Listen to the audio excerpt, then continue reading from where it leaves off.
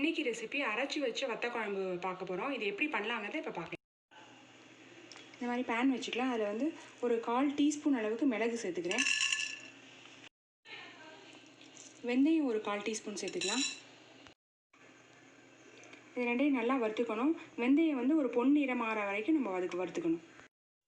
மிளகும் வெந்தயமும் நல்லா வறுத்தாச்சு. மிளகோட வாசனை வந்துருச்சு. வெந்தயமும் கலர் சேஞ்ச் ஆகிடுச்சு, நல்லா பொன்னிறம் ஆயிடுச்சு. இந்த ஸ்டேஜில் நம்ம இதை வேறு ஒரு பிளேட்டில் மாற்றி ஆற விட்டுடலாம்.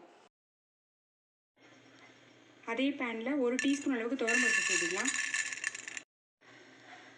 1 டீஸ்பூன் அளவுக்கு கடலைப்பருப்பு சேர்த்துக்கலாம். கடலைப்பருப்பு துவரம்பருப்பையும் நல்லா செவக்க வறுக்கணும். நம்ம கடலைப்பருப்பும் துவரம்பருப்பும் லைட்டாக செவந்து வந்ததும் ஒரு 2 டீஸ்பூன் அளவுக்கு தனியா அதை சேர்த்துக்கலாம்.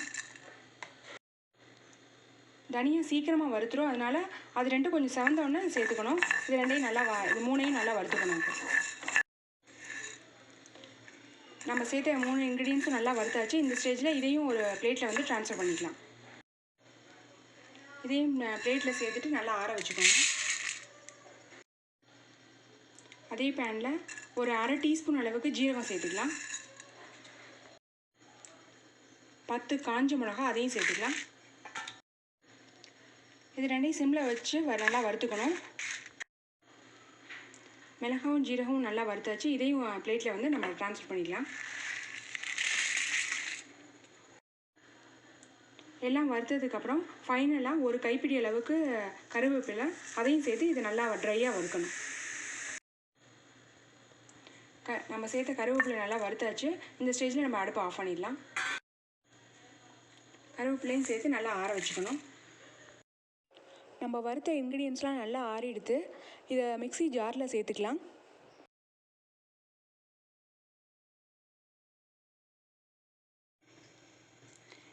இந்த இன்க்ரீடியன்ஸோட 2 டீஸ்பூன் அளவுக்கு தேங்காவை சேர்த்துக்கிறேன். தேங்காவை வறுக்கணும்னு தேவையில்லை.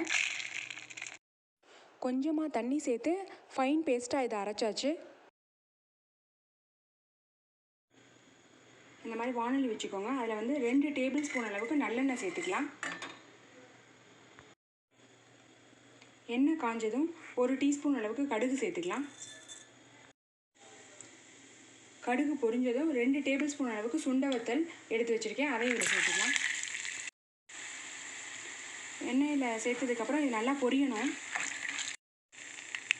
சுண்ட வத்தல் நல்லா வறுத்தாச்சு. இந்த ஸ்டேஜில் ஒரு 1/2 டீஸ்பூன் அளவுக்கு பெருங்காயத்தூள் சேர்த்துக்கிறேன். தேவையான அளவுக்கு கருவேப்பிலை, பெருங்காயம் கருவேப்பிலை சேர்த்து நல்லா வதக்கி விடுங்க.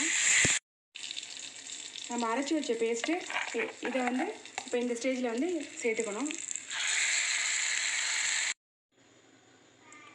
அரைச்சி வச்ச பேஸ்ட்டையும் சேர்த்தாச்சு. 1/2 டீஸ்பூன் அளவுக்கு மஞ்சள் தூள் சேர்த்துக்கலாம். இந்த குழம்புக்கு தேவையான அளவுக்கு உப்பு சேர்த்துக்கலாம். இது ரெண்டையும் சேர்த்து நல்லா மிக்ஸ் பண்ணி விட்டு இது ஒரு கொதி வரணும். இது வத்தல்லாம் உப்பு போட்டு தான் காய வச்சுருப்பாங்க, அதனால் நீங்கள் உப்பு சேர்க்கும் போது பார்த்து சேர்த்துக்கோங்க. அரைச்ச பேஸ்ட்டை சேர்த்து ஒரு கொதி வந்ததுக்கப்புறம் நான் ஒரு பெரிய நெல்லிக்காய் சைஸ் அளவுக்கு புளி கரைச்சி வச்சுருக்கேன், அதை வந்து இதில் சேர்த்துக்கலாம்.